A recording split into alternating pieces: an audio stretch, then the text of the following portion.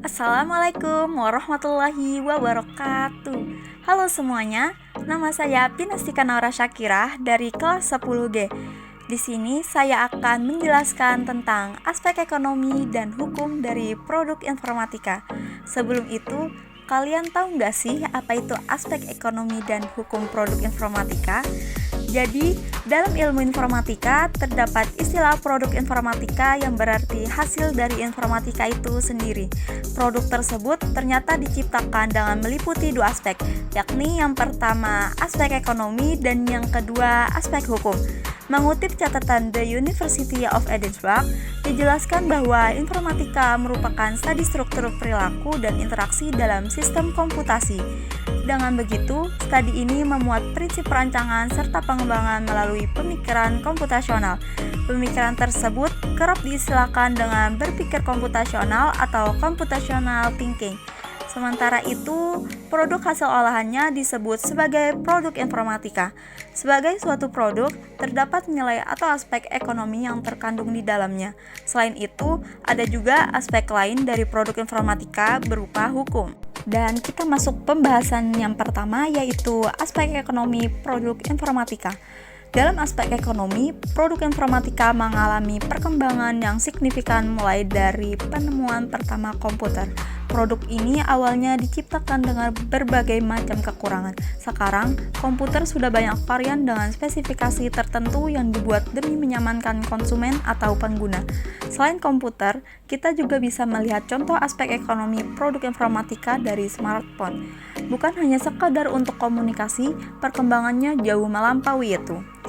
Berkat perkembangan tersebut, sekarang kita dapat menggunakan HP untuk bermain game, memperoleh informasi, membaca berita, buku, komik, hingga untuk sarana bertransaksi. Dan berikutnya yaitu aspek hukum produk informatika.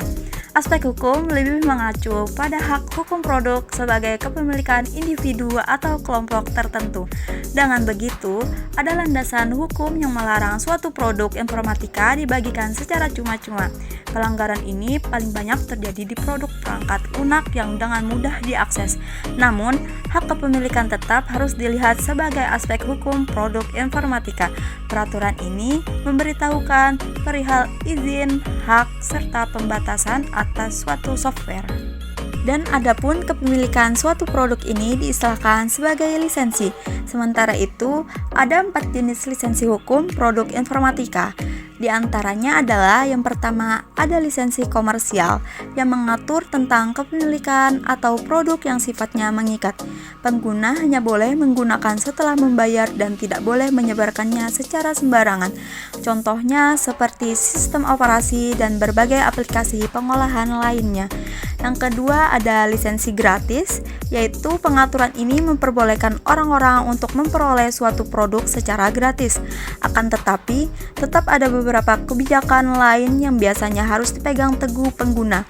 Contoh peraturannya adalah tidak membagikan ke orang lain atau jika ingin memperolehnya, harus lewat sumber pertama. Yang ketiga ada lisensi umum, yaitu berbeda dari 2 lisensi sebelumnya. Lisensi ini lebih bersifat terbuka lantaran siapapun boleh mengakses, mengedit, mengubah, dan menyebarkannya ke orang lain. Dan yang terakhir ada lisensi domain publik. Pada lisensi ini, pembuat produk memang sengaja memberikan produknya kepada orang-orang. Hampir sama dengan lisensi umum, orang bebas menyebarkan dan menggunakan produk tersebut. Dan kesimpulannya yaitu informatika merupakan studi struktur perilaku dan interaksi dalam sistem komputasi. Produk hasil olahannya disebut sebagai produk informatika. Produk informatika mengalami perkembangan yang signifikan mulai dari penemuan pertama komputer dan aspek ekonomi produk informatika dari smartphone. Aspek hukum mengacu pada hak hukum produk sebagai kepemilikan individu atau kelompok tertentu. Kepemilikan suatu produk ini diistilahkan sebagai lisensi, dan lisensi terdapat 4 jenis. Sekian penjelasan dari saya dan jangan lupa like sebanyak-banyaknya agar saya mendapatkan nilai tambahan. Terima kasih.